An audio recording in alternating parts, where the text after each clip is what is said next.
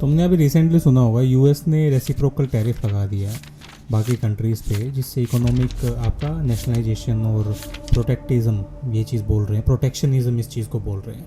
लेकिन ये चीज़ करेक्शन है, मतलब अनफेयर ट्रेड एडवांटेज इससे नहीं आती।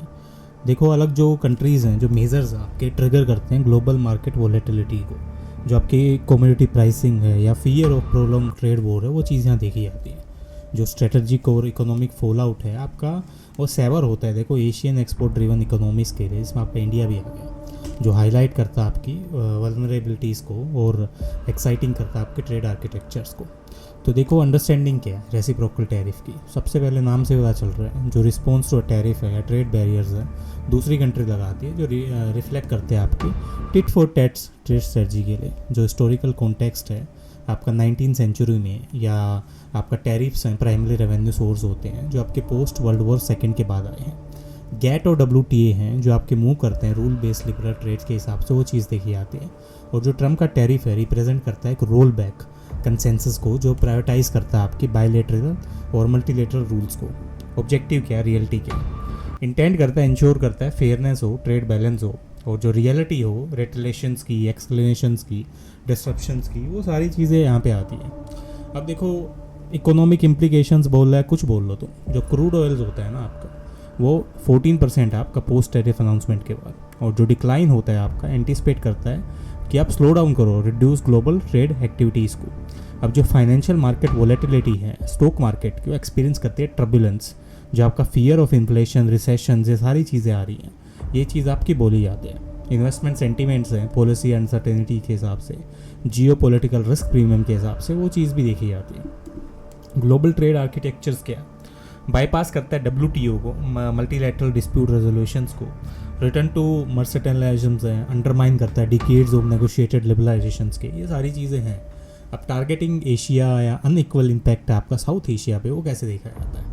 एक्सपोर्ट डिपेंडेंस सबसे बड़ी बात, वियतनाम और कंबोडिया ने रियली हैवी रिलाई किया आपकी, जो US एक्सपोर्ट्स हैं 30 से 25% ऑफ GDP है उनका, और जो गारमेंट्स और मैन्युफैक्चर सेक्टर है उसमें 7.5 लाख जॉब रिस्क पे हैं कंबोडिया में। एसिमेट्रिक पावर डायनामिक्स, जो चाइना है जो आपका रिलेट करता है इस चीज़ को, जो स्मॉल नेशंस हैं उनके पास इतना लेवरेज नहीं है। नेगोशिएशंस है US सेंट्रिक में, जो आपकी पॉलिसी डिपेंडेंस के काम करती है, लॉस ऑफ बार्गेनिंग पावर है, वो चीज़ यहाँ पे देखी जाती है। इन इक्विटेबल टैरिफ फॉर्मूला है, इग्नोर करता है सर्विस ट्रेड को, डिसएडवांटेज करता है इकोनॉमिक्स को स्ट्रॉन्ग टेक के हिसाब से, फाइनेंशियल सेक्टर्स के हिसाब से, ठीक है। एज्यूम करता है लो प्राइस इलेक्ट्रिसिटी को, और जो रियल वर्ल्ड इलेक्ट्रिसिटी आपकी हाई होती है, जो टैरिफ इफेक्ट के हिसाब से काम करती है।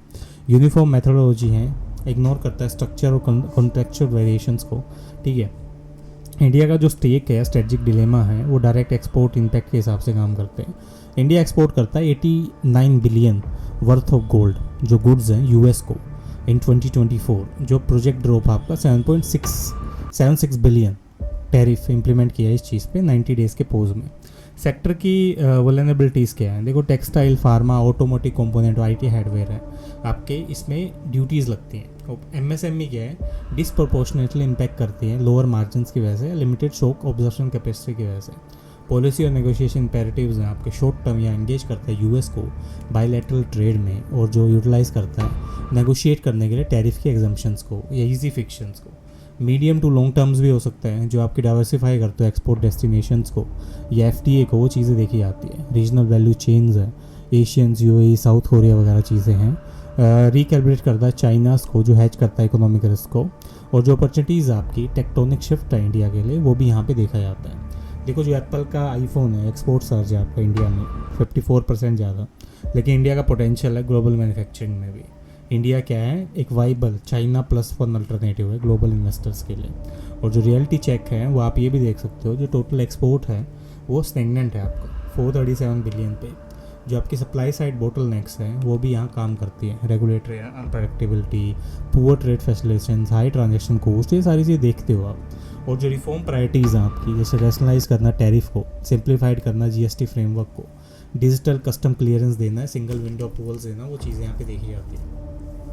और जो इफेक्टिव हैं फेयर क्वालिटी कंट्रोल स्टैंडर्ड्स हैं, वो भी देखे जाते हैं। तो टेक्निकली ये है, डिलेमा यही है कि बॉस किस हिसाब से आप देखोगे इंडिया की पोजीशन है, कैसे प्रो ट्रेड बनेगी।